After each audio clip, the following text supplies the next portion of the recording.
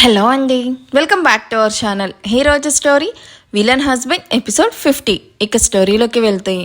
రే జై, వాళ్ళని షాపింగ్కి పంపించి మనం ఎక్కడికి రా వెళ్తున్నాం అని 100 స్పీడ్లో డ్రైవ్ చేస్తూ ఉన్న జైని చూసి కంగారుగా అడుగుతాడు అమర్.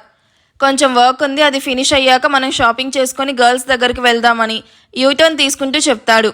వీడి డ్రైవింగ్తో నాకు చచ్చే చావొచ్చింది అని భయంగా సీట్ బెల్ట్ పెట్టుకుంటూ ఇప్పుడు ఎక్కడికి తీసుకుని వెళ్తున్నాడు అని జై పక్కనే సీట్లో కూర్చొనున్న రుద్ర భుజం మీద చేయి వేసి పిలిచి, భయ్యా ఇప్పుడు ఎక్కడికి వెళ్తున్నాం, నీకేమైనా హింట్ అయినా ఇచ్చాడా అని మెల్లగా అడుగుతాడు.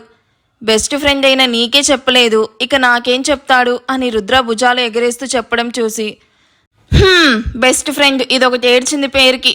జైకి ఏమనిపిస్తే అది చేయడం తప్ప అటువైపు వాళ్ళ ఫీలింగ్స్ని అర్థం చేసుకుంటే వాడు జై ఎందుకు అవుతాడు అని నిష్ఠూరించి కారు ఆగడంతో ఎక్కడికి తీసుకుని వచ్చాడు అని తల తిప్పిన అమర్కి పోలీస్ స్టేషన్ చూసి ఇక్కడికి ఎందుకు వచ్చాం అని ఆలోచిస్తూ జైతో పాటు లోపలికి నడుస్తాడు. జై డైరెక్ట్గా సిఐ క్యాబిన్లోకి వెళ్ళి కూర్చోగానే వెనకనే ఫాలో అయిన ఇద్దరు కూడా సిఐ ముందు కూర్చోగానే జై డైరెక్ట్గా కమల్ గురించి చెప్పి వాడు 4 years బ్యాక్నే అరెస్ట్ అయ్యాడు, అది కూడా రేప్ కేసులో. అండ్ వాడికి కోర్టు కూడా లైఫ్ లాంగ్ జైల్లో చిప్పకూడు తింటూ ఉండేలాగా తీర్పిచ్చింది. అలాంటి వాడు ఆల్ ఆఫ్ ది సడన్గా ఎలా బయటికి వచ్చాడు, వాడికి బెయిల్ ఎలా వచ్చింది, నాన్ బెయిలబుల్ కేసులో వాడు ఎలా బయటికి వచ్చి ఇంత ధైర్యంగా తిరుగుతున్నాడు, I want to know the answer to all my questions అంటూ సీరియస్గా అడుగుతాడు. Give me 10 minutes sir, I will be back అంటూ సిఐ మొబైల్ తీసుకుని ఎవరెవరికో కాల్స్ చేస్తూ పక్కకు వెళ్ళి కమల్ గురించి ఈచ్ అండ్ ఎవ్రీథింగ్ తెలుసుకుని వచ్చి జై ముందు కూర్చుంటాడు. మీరు అడిగిన అతని గురించి అన్ని డీటెయిల్స్ తెలిసాయి మిస్టర్ జై. అతని పేరు కమల్ శర్మ, మినిస్టర్ విజయకాంత్ శర్మకి ఒక్కగానొక్క కొడుకు. ఈ కమల్ పక్కా పోకిరి, చదువుకునే డేస్ నుండే డ్రగ్స్ అలవాటు అవ్వడంతో ఎవరి మాట వినకుండా తనకు నచ్చింది చేసేవాడు. పైగా వీడి ఫాదర్కి పొలిటికల్ బ్యాక్గ్రౌండ్ ఉండడం వల్ల వీడిని ఎవరు ఏమీ చెయ్యరు అన్న పొగర్తో వీడు ఎంతోమంది అమ్మాయిల లైఫ్ స్పాయిల్ చేశాడు. ఒకరోజు వీడితో పాటు చదువుకుంటున్న అమ్మాయిని కూడా కాలేజ్లోనే రేప్ చేసి చంపేశారు. అది చూసిన ఒక అమ్మాయి కోర్టులో చెప్పడంతో వీడికి శిక్ష పడి జైలుకి వెళ్ళాడు. ఇప్పటి వరకు ఇదంతా మీకు తెలిసిన విషయం, కానీ తెలియని విషయం ఏంటంటే వీడు జైలుకి వెళ్ళిన ఫ్యూ డేస్కే ఏ అమ్మాయి అయితే కోర్టుకి వెళ్ళి వీడికి అగైనెస్ట్గా సాక్ష్యం చెప్పిందో ఆ అమ్మాయిని యాక్సిడెంట్ పేరుతో చంపేశారు. అది చూసిన ఆ అమ్మాయి ఫ్రెండ్స్ కొందరు వాళ్ళ దగ్గరున్న మరికొన్ని ఎవిడెన్స్ కోర్టుకి సబ్మిట్ చేసి వాళ్ళ ఇద్దరి ఫ్రెండ్స్కి న్యాయం జరగాలి అని అడిగారు. అందుకు తగ్గట్టుగా కమల్కి శిక్ష కూడా పడింది. యాజ్ ఏ పొలిటీషియన్గా విజయకాంత్ శర్మ తన పవర్ యూజ్ చేసి కమల్ ఉన్న జైల్లో షార్ట్ సర్క్యూట్ అయ్యి చాలామంది చనిపోయేటట్టుగా ప్లాన్ చేసి తెలివిగా కమల్ను తప్పించారు. ఇన్ని రోజులు ఆ కమల్ అండర్ గ్రౌండ్లోనే ఉండి ఈ మధ్య హైదరాబాద్కి వచ్చాడు. సో వాడికి మహదీర్ గారి డాటర్ ఆద్య అండ్ తన ఫ్రెండ్ మాన్య మీద గ్రడ్జ్ ఉందని మా స్టైల్లో అడిగితే వాడే చెప్పాడు అంటూ మొత్తం క్లియర్గా ముగ్గురికి చెప్తాడు. సిఏ స్వామి చెప్పింది విన్న ముగ్గురు ఒకరినొకరు చూసుకుంటూ ఆద్య మాన్యాకి కమల్ వల్ల థ్రెడ్ గట్టిగానే ఉందని ఫిక్స్ అవుతారు. జై ఊపిరి వదిలి తన ఇండెక్స్ ఫింగర్ను నుదుటిన రాసుకుంటూ ఏదో డీప్గా ఆలోచిస్తూ కూర్చోవడం చూసిన అమర్ కంగారు పడుతూ, ఇప్పుడు ఎవరికి మూడింది, వీడు ఇలా చేస్తున్నాడంటే గట్టిగా ఎవరికో నరకం స్పెల్లింగ్ చూపించడానికి రెడీ అవుతున్నట్టే, కానీ అది ఎవరు అని ఆలోచిస్తూ జై వైపు చూస్తూ ఉంటాడు. మిస్టర్ జై, మీరు అసలు టెన్షన్ అవ్వకండి, ఆ కమల్ శర్మను ఎలా డీల్ చేయాలో అలా చేస్తాము. మీరు జస్ట్ ఒక కంప్లైంట్ రాసివ్వండి అని కానిస్టేబుల్ని పిలిచి వైట్ పేపర్ అండ్ పెన్ తెప్పించి జై ముందు పెడుతూ కంప్లైంట్ రాయండి అంటూ జై వైపు చూస్తాడు. జై క్రాస్ లెగ్స్ వేసుకొని పెన్ చేతిలోకి తీసుకుని వేళ్ల మధ్యలో తిప్పుతూ, కంప్లైంట్ రాస్తే దాన్ని వీడు బాబు చింపి డస్ట్బిన్లో వేయడం వాడికి క్షణం కూడా పట్టదు. నేను ఇలా కేసు రాసి జైలుకి పంపినా వాడు నెక్స్ట్ అవర్లోనే బయటకొస్తాడు. మళ్ళీ ఆద్యమాన్యాల మీద అటాక్ ట్రై చేస్తాడు. వీడు ఎప్పుడు వచ్చి అటాక్ చేస్తాడా అని నేను టెన్షన్ పడుతూ కూర్చోవాలా అని కోపంగా పైకి లేచి టేబుల్ మీద 2 చేతులు ఆనించి, వాడి కారణంగా నా కళ్ళ ముందే ఒక ప్రాణం పోయింది, తెలిసి ఇంకో ప్రాణం పోనివ్వను, వాడిని వెంటనే రిలీజ్ చేయండి అనగానే సిఐతో పాటు రుద్ర అమర్ కూడా షాక్ అవుతూ పైకి లేచి నిల్చుకుంటారు. జైవాడు ఆద్యమాన్యాల మీద పగతో ఉన్నాడు, అలాంటి వాడిని రిలీజ్ చేయమంటావేంట్రా అని అడుగుతున్న అమర్ని చూసి సైడ్ స్మైల్ వదిలి క్రాస్గా చూస్తూ కానిస్టేబుల్ని దగ్గరికి రమ్మని చేతి వేళ్లతో సైగ చేస్తాడు. జై గురించి అప్పటికే న్యూస్ పేపర్స్ టీవీలలో చూసి తెలుసుకున్న కానిస్టేబుల్ జై పిలవగానే చెప్పండి సార్ అని వచ్చి నిల్చుకోగానే ఓపెన్ ది సెల్ అని యాటిట్యూడ్గా చెప్పగానే కానిస్టేబుల్ సిఐ వైపు చూస్తాడు. ఇక్కడ అడుగుతుంటే అటుగా చూస్తున్నావేంటి, పద అని కానిస్టేబుల్ కాలర్ పట్టుకొని కమలున్న సెల్ ఓపెన్ చేయించి తన వైపు కోపంగా చూస్తూ ఉన్న కమల్ కాలర్ పట్టుకుని బయటకు లాక్కెళ్తూ తనకు అడ్డుగా నిల్చుకున్న సిఐ వైపు చూస్తూ, నేను వెళ్ళాక వీడి బాబు ఎలాగో ఇక్కడికి వచ్చి నా గురించి అడుగుతాడు, వాడికి చెప్పు నీ కొడుకును జైధీర్ వర్మ తీసుకుని వెళ్ళాడు అని. అలాగే ఇంకో 10 days నా కాల్ షీట్స్ ఖాళీగా లేవు, ఆఫ్టర్ దట్ అపాయింట్మెంట్ ట్రై చేయమని చెప్పు అంటూ పొగరుగా చెప్పి కమల్ను తీసుకుని బ్యాక్ సీట్లో కూర్చుంటూ అమర్ అని అరవగానే అమర్ డ్రైవింగ్ సీట్లో, రుద్ర అమర్ పక్కనే కూర్చోగానే కార్ దుమ్ము లేపుకుంటూ అక్కడి నుండి వెళ్ళిపోతుంది. తన వైపు చూస్తూ ఉన్న కమల్ని చూసి, ఏంట్రా నా నుండి ఎలా ఎస్కేప్ అవ్వాలా అని చూస్తూ ఉన్నావా? నా దగ్గరికి రావడమే నీ చేతుల్లో ఉంది. నా నుండి తప్పించుకొని పోవాలంటే పైకి తప్ప పారిపోలేవు అని చెప్తున్న జైను చూసి నవ్వుతూ, నేను ఎవరో తెలియక నాతో పెట్టుకుంటున్నావు, రేపు ఈ టైంకి నాతో ఎందుకు పెట్టుకున్నానా అని నువ్వు ఏడుస్తూ ఉంటావు నా కొడుకు. కమల్ మాట కంప్లీట్ అవ్వకముందే జై షూకాలితో కమల్ను బలంగా తన్నగానే కమల్ వెళ్ళి సీటు చివరికి పడి పైకి లేవబోతున్న కమల్ గుండె మీద కాలు పెట్టి, నా కొడక నాకే వార్నింగ్ ఇస్తావా?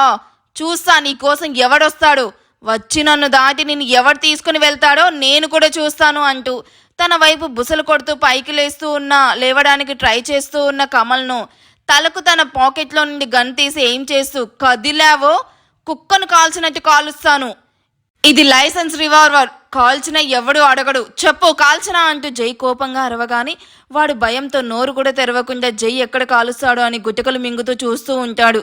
రే అమర్, కార్ని మన ఓల్డ్ ఫ్యాక్టరీ గోడౌన్ వైపు పోనివ్వు అని సీరియస్గా చెప్తూ సిగరెట్ తాగుతూ మధ్య మధ్యలో కమల్ మొహం మీద కాలుస్తూ వాడు ఏడుపును చూసి ఎంజాయ్ చేస్తూ నవ్వుతూ ఉన్న జైని చూసి అమర్కి చెమటలు పడితే రుద్ర మాత్రం జైకి ఆద్య మీదున్న ఇష్టాన్ని మాత్రమే చూస్తూ ఉంటాడు. జై చెప్పినట్టుగానే గోడౌన్ దగ్గర కారు ఆపగానే అక్కడ వర్క్ చేసే మనుషులు జై కార్ని చూసి ఫాస్ట్గా వచ్చి కార్ డోర్ ఓపెన్ చేయగానే జై అందులో నుండి యాటిట్యూడ్గా దిగుతూ వాడికి కాళ్ళు చేతులు కట్టేసి ఎత్తుకొని రాండి అని చెప్పి లోపలికి నడుస్తాడు.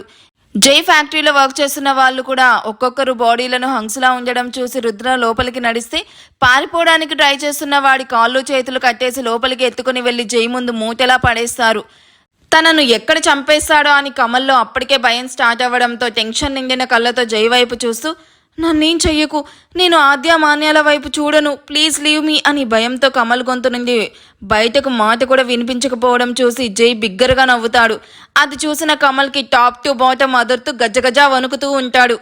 నువ్వు ఆల్రెడీ ఆద్యాను చంపడానికి ట్రై చేసి తప్పు చేశావురా, నేను ఏదైనా ఒక్కసారే క్షమిస్తా అని సిగరెట్ తన షూ కింద వేసి నలుపుతూ, రేయ్ వాడికి బట్టలు మొత్తం విప్పేయండి, సింగిల్ కట్ చిఫ్ కూడా వాడి వంటి మీద ఉండకూడదు అని చెప్పగానే కమల్ షాక్ అయితే, రే జై ఏం చేస్తున్నావు నువ్వు అని అడ్డుపడుతున్న అమర్ను ఒక్క చూపుతో కంట్రోల్ చేసి కానివ్వండి అని తన వర్కర్స్ వైపు చూస్తాడు.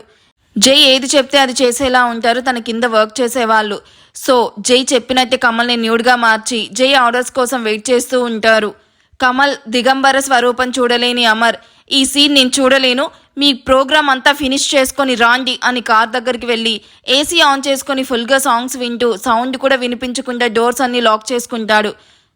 స్టీల్ రాడ్స్తో వాడి వంటి నుండి బ్లడ్ వచ్చే వరకు కమల్ను కొట్టించి దాని మీద ఎర్రటి కారం కూడా పోయించాక కమల్ను గ్లాస్ కంటైనర్లోకి వదిలి అందులోకి వాడి భుజాల వరకు వాటర్ ఫిల్ చేశాక రోజు అందులోకి సాల్ట్, చిల్లీ పౌడర్ ఇలా మార్చి మార్చి వదులుతూ 3 daysకి ఒకసారి ఫుడ్ పెడుతూ ఉండండి.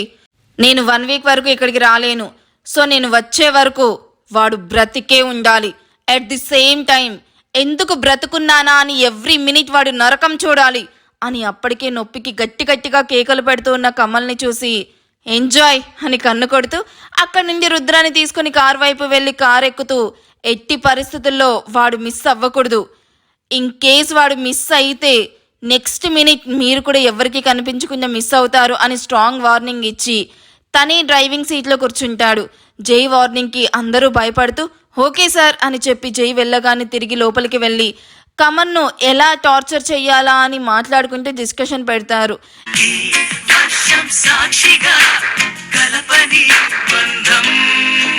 పాటను హమ్ చేస్తూ డ్రైవ్ చేస్తూ ఉన్న జైని చూసిన రుద్ర, ఇప్పటి వరకు అంత వైల్డ్గా కనిపించావు, సడన్గా ఇంత కూల్గా ఎలా సాంగ్ పాడుతున్నావు జై అని ఆశ్చర్యంగా చూస్తూ అడుగుతున్న రుద్రాని చూసి జై చిన్నగా నవ్వి ఊరుకుంటే అమర్ నవ్వలేక ఏడుస్తూ, అదే జైలోని స్పెషల్ క్వాలిటీ, నీకు కొత్త కదా అందుకే కొంచెం షాకింగ్గా ఉంది, బట్ నాకు ఇలాంటివి బాగా అలవాటు అందుకే పెద్దగా షాక్ అవ్వను. అమర్ మాటలకి రే ఎక్కువ వాగితే రోడ్డు మీద నువ్వు, నీ మీద కారు ఉంటుంది, సో మూసుకొని కూర్చో అంటూ ఫాస్ట్గా డ్రైవ్ చేస్తూ ఆద్య వాళ్ళు ఉన్న షాపింగ్ మాల్కి రీచ్ అవుతారు. అదేంట్రా మన షాపింగ్ ఫినిష్ చేసి ఇక్కడికి వద్దాం అనుకున్నాం కదా అని అడుగుతున్న అమర్ని చూసి, మనం షాపింగ్ చేస్తే అమర్కి ఎలా, అందుకే ఇక్కడే షాపింగ్ చేద్దామని ఆద్య వాళ్ళ దగ్గరికి వెళ్ళి జెంట్స్ తమ షాపింగ్ అండ్ గర్ల్స్ తమ షాపింగ్ను ఫినిష్ చేస్తారు. అందరికంటే ముందుగా షాపింగ్ చేసిన జై క్యాఫిటేరియాలో కూర్చొని కాఫీ సిప్ చేస్తూ ఉండగా తన షాపింగ్ కూడా ఫినిష్ చేసుకుని అక్కడికి వచ్చిన అమర్ జై ఎదురుగా కూర్చుంటూ, మొత్తానికి నువ్వు కూడా ప్రేమలో పడ్డావు, ఇప్పటి నుండైనా ఈ తిరుగుళ్ళు ఆపరా, ఆద్యకి ఇవన్నీ తెలిస్తే చాలా ఫీల్ అవుతుంది. అది ఫీల్ అవుతుందని నా ఎంజాయ్మెంట్కి నేనెందుకు దూరం అవ్వాలి, నా లైఫ్ నాకు నచ్చినట్టే లీడ్ చేస్తాను, అదెవరు నన్ను క్వశ్చన్ చేయడానికి. అదేంటి జై, నువ్వు ఆద్యాను లవ్ చేయడం లేదా అని జై ఆన్సర్కి షాక్ అవుతూ అడుగుతాడు. వాట్, నేను ఆ మిర్చిను లవ్వా? Oh my god, this is the best joke Amar అని గట్టిగా నవ్వుతున్న జైను చూసిన అమర్ కోపంగా చూస్తూ, జోక్ చెయ్యకు జై, నువ్వు ఆద్యాను ఇష్టపడడం లేదా? రేయ్, జోక్ చేస్తుంది నేను కాదు నువ్వు, నాకు దానికి క్షణం కూడా పడదు, అలాంటిది నేను దాన్ని లవ్ చేయడం ఏంటి, నీకేమైనా చిప్పు దొబ్బిందా? లవ్ కాక ఇప్పటి వరకు నువ్వు చేసిందేంటి? మార్నింగ్ నుండి ఆద్య మీద నువ్వు చూపిస్తున్నది ప్రేమ కాక మరేంటి? ఆద్య బుల్లెట్ సౌండ్కి భయపడితే గట్టిగా హక్ చేసుకొని నువ్వు అడ్డుగా నిల్చుకొని ధైర్యం చెప్పావు, దాన్నేమంటారు? అండ్ వాడెవడో ఆద్యాన్ని షూట్ చేయబోతాడు అని వాడికి నరకం చూపించావు, దాన్నేమంటారు? ఏంటి, దాన్ని నువ్వు లవ్ అనుకుంటున్నావా అని చెప్పి నవ్వుతూ, సరే చెప్తా విను, ఆద్య బాధపడితే నా వల్లే బాధపడాలి, అది ఏడిస్తే నా వల్లే అయ్యుండాలి, కానీ ఎవడో వచ్చి దాన్ని చంపేస్తే దాని మీద నాకున్న పగ ఎలారా తీరేది, అందుకే అలా బిహేవ్ చేశాను, అంతేగాని లవ్వు లేదు తొక్క లేదు అని నవ్వుతాడు. తనను అదే పనిగా చూసి నవ్వుతున్న అమ్మాయిని చూసి జై నవ్వుతూ ఆ అమ్మాయి వైపు వెళ్ళడం చూసి, నువ్వు మారిపోయావనుకుని ఎంతో ఆనందపడ్డాను కదరా, అయినా నువ్వు చేంజ్ అవుతావనుకోవడం నా పిచ్చి అని జై వైపు సీరియస్గా చూస్తూ అక్కడి నుండి వెళ్ళడానికి పైకి లేచిన అమర్ వెనక వ్యక్తిని చూసి షాక్ అవుతాడు. అమర్ ఎవరిని చూసి అంతలా షాక్ అయ్యాడు? జైలోని మార్పు నిజంగా నిజం కాదా, లేదా జై కావాలనే అలా చెప్తున్నాడా? అసలు మీరేమనుకుంటున్నారు? కామెంట్స్ చేయండి. ఈ ఎపిసోడ్ ఎలా అనిపించింది? నచ్చింది కదా? సో కామెంట్ చేసి లైక్ చేయండి. Thank you for watching. Bye.